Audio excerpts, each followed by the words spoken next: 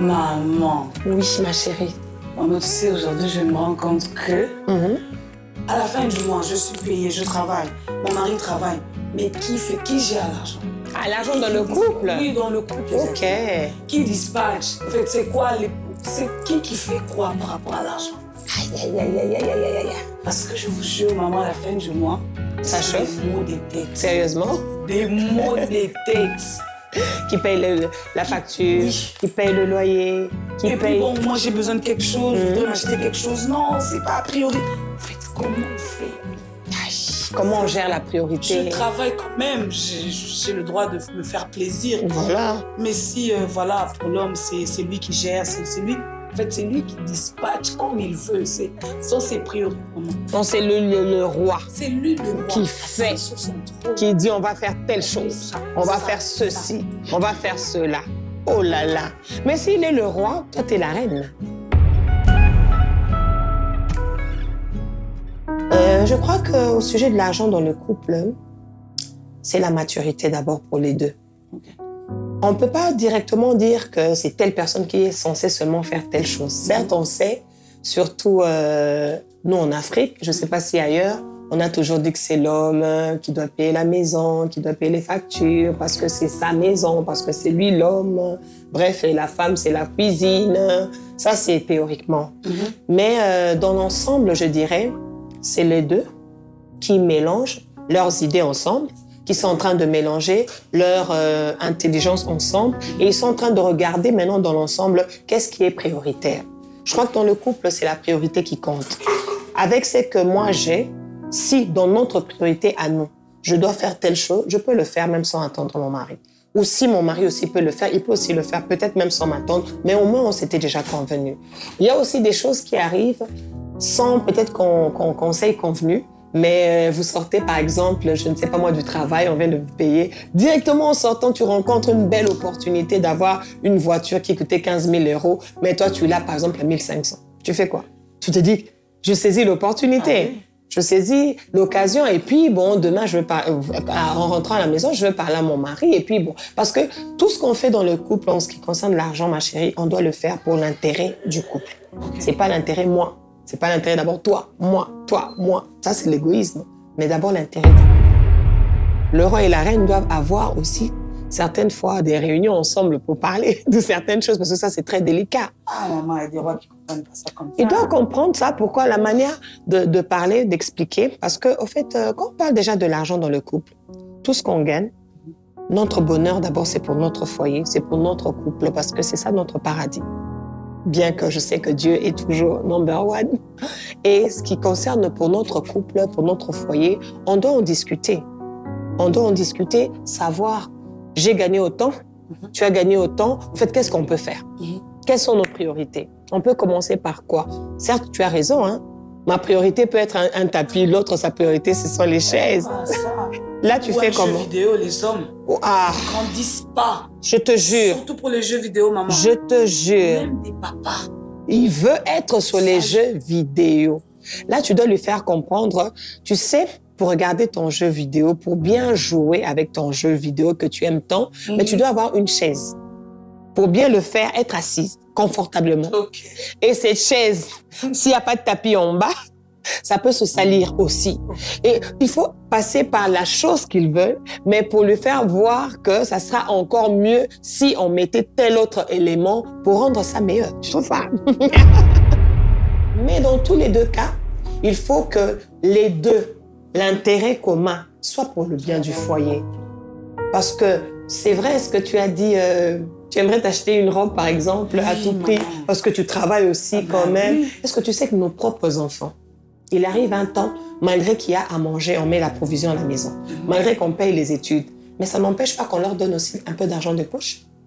Parce qu'ils ont besoin aussi d'acheter même un petit truc qui lui plaît, qui vont leur plaire. Mais moi, je sais qu'il y a des hommes qui pensent, voilà, donner de l'argent de poche à l'enfant, c'est normal, parce que voilà, c'est nous, c'est pas...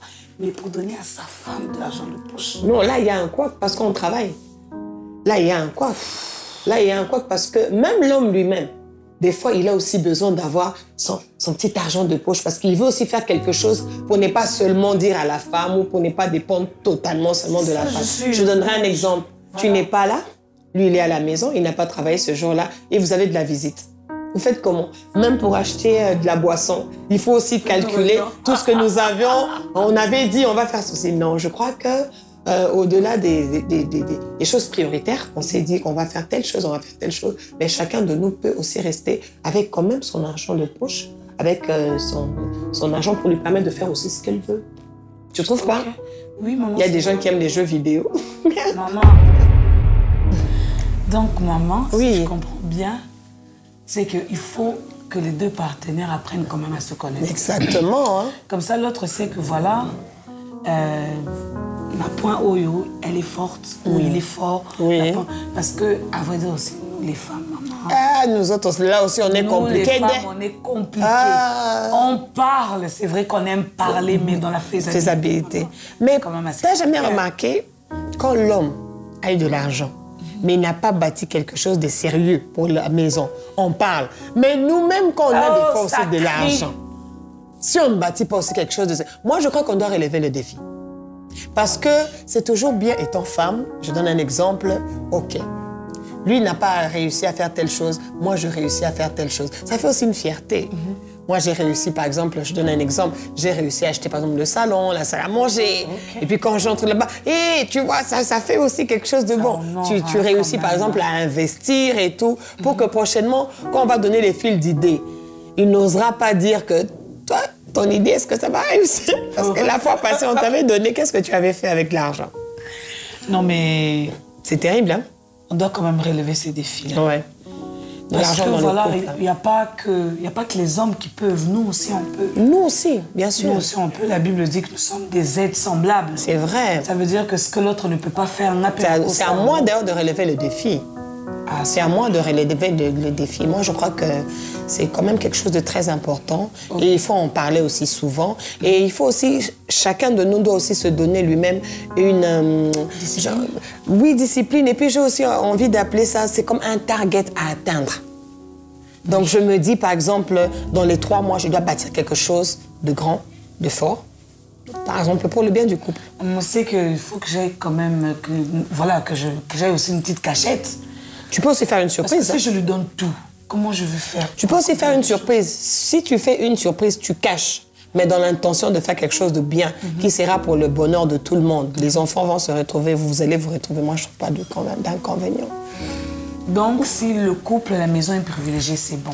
Je pense que c'est ça. Oui, la maison est privilégiée. Quand on dit la maison, on doit penser aussi à nous. Nous faisons partie de la maison. Non, mais quand on a des enfants, là, ça devient compliqué. Ah, ça, c'est la maladie des mamans.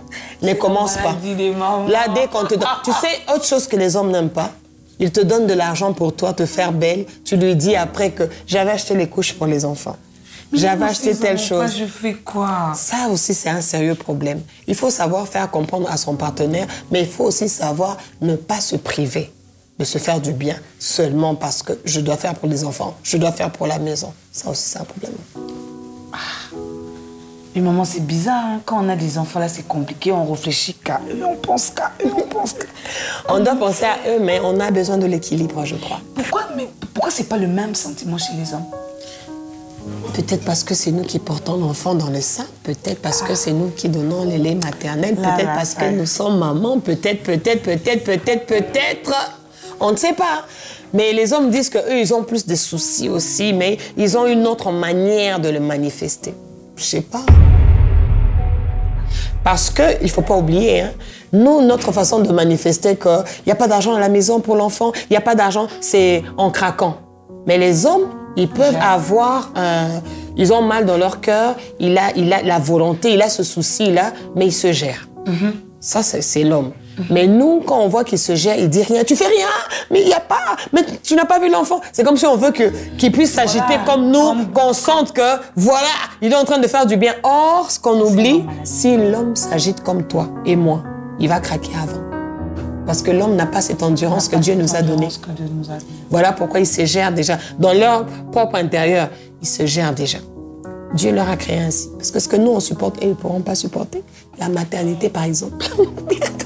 Ça, c'est même pas à dire, c'est même pas à parler. Donc, dans la gestion de l'argent, je crois que... Il faut qu'on se connaisse, en fait. Il faut qu'on apprenne à se connaître. On apprenne à se connaître. Si je sais que c'est toi qui es fort, dans la gestion, je me laisse. Si c'est moi qui est forte, tu me laisses. Et s'il n'y a pas d'entente entre ça, par-dessus tout, il faut prier. Pour qu'il n'y ait pas, c'est seulement moi, c'est seulement toi. Par-dessus tout, c'est la sagesse divine, c'est la prière. On fait appel à Dieu. Moi, je crois que c'est ça. C'est bien d'aider les parents, les amis, d'aider la maman, le papa, c'est une bonne chose. Mais n'oublions pas la priorité et ensuite, aider aussi les autres. Tu aimeras que ton prochain comme toi-même d'abord. En tout cas, maman, merci beaucoup. Parce que c'était excellent, tu sais. Au final, je me dis que voilà, le secret, c'est de savoir communiquer. Communiquer. Et que chacun accepte ses faiblesses. Bien sûr. Quand je sais que je suis trop dépensière, ça ne fait rien, ça ne diminue en rien. En rien. Comme vous dites que c'est dans l'intérêt du couple. Oui. Donc, si l'autre peut gérer, moi, je peux gérer. Ça me dérange rien. Que, voilà, on avance. Et aussi savoir oublier aussi les erreurs. Parce que des fois aussi, non, je t'avais donné la fois passée, tu avais mal dépensé, je ne vais plus te donner. Mais qui ne te dit pas, on apprend toujours en connaissant aussi les échecs. C'est pas parce que j'ai échoué hier que je vais échouer toute la vie. Tu vois, là aussi, c'est quelque chose qu'on doit aussi accepter. Parce que même avec les partenaires, même avec nous-mêmes, ça arrive qu'on fait une affaire. Ça ne réussit pas. Mais on ne va pas me juger en fonction de ça. Peut-être que de cet échec-là, je vais apprendre pour que demain, je puisse réussir. Et là, c'est pour les deux. Ah, maman, en tout cas, merci infiniment. Merci beaucoup. Je pense que ça va beaucoup aller. Que Dieu te bénisse. Merci, on se verra prochainement. Que l'Éternel bénisse nos couples. Amen. Que l'Éternel prenne soin de nos couples. Amen. Partout où le couple a failli se déchirer à cause de problèmes financiers, que l'Éternel puisse encore unir le couple à nouveau.